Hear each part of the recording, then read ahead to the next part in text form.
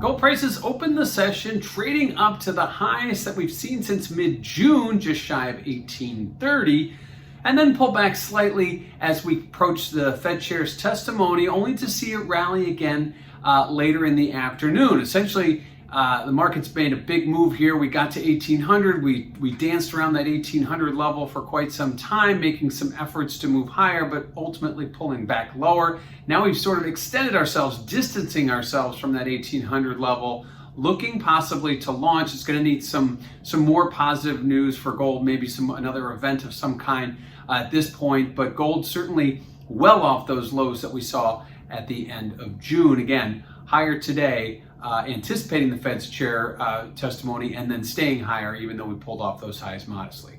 Now, what does this mean for volatility? Well, if you check out that CVOL index over at cmegroup.com, you will notice that as prices have been nudging higher and kind of holding that 1800 line prior to this week's move higher, we've seen volatility nudging lower, and that's continued as we've gotten past the chairman's testimony. If you take a step back and look at the month of June, from June 1st to the end of June, we traded in a range from like just over 1900 down to 1750. So the fact that now we're just shy of the midpoint of that range would suggest that volatility would be coming down. We're sort of in the middle of that range, that comfort zone trade.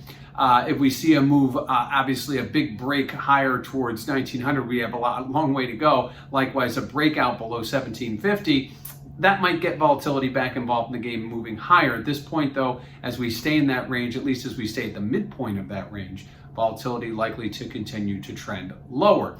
Last, let's talk about what the Fed chairman said today. A lot of it had a indirect effect on gold. More directly, it affected the dollar, which struggled today as the Fed, while he remains optimistic on the economy, he cautions against pulling policy or changing policy too soon.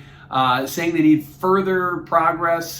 He talked a little bit about tapering, but not the time for tapering. So the Fed chair not really looking to change what the Fed is doing, not looking to pull back on their asset purchases or, dare I say, raise rates in the near future. Likewise, he wants to see more evidence, and that's really what this Fed has been all about with Mr. Powell at the steering wheel. Yes, some of his colleagues, Presidents Kaplan and Bullard, come to mind, who have talked about the need to possibly taper sooner, or at least talk about tapering sooner. He seemed to downplay that, and the dollar obviously felt the big effect was on the dollar, which then in turn helped gold. So the dollar down big today. That was one of the reasons why we saw the gold bid. But certainly it has to do with those echoing comments of the Fed being in play for longer and keeping rates low for longer as well. That should bring those treasury yields down, which it did today. Equities, which are on a planet all their own, continue to go higher. But certainly lower yields and a weaker dollar are going to help propel gold prices off the recent lows, or at least keep them